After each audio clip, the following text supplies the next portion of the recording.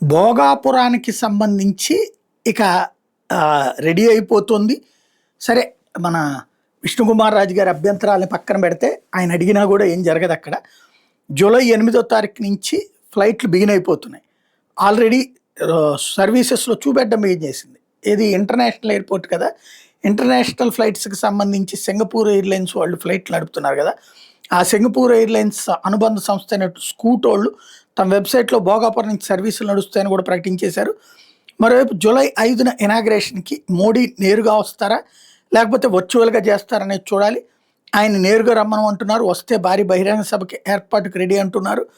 ఓవరాల్గా ఈ వ్యవహారంలో ఇద్దరికీ సర్టిఫై చేయాలి.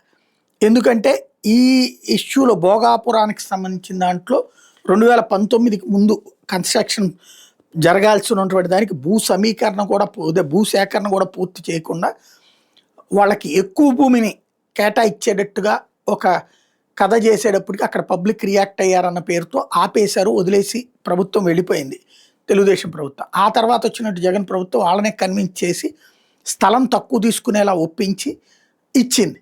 దాంతో కన్స్ట్రక్షన్ ప్రారంభమైపోయింది. జగన్ ఉన్నప్పుడే కన్స్ట్రక్షన్ ప్రారంభమైంది. జగన్ ప్రభుత్వం దిగిపోయిన తర్వాత ఈ 2 ఏళ్లలో పూర్తయింది.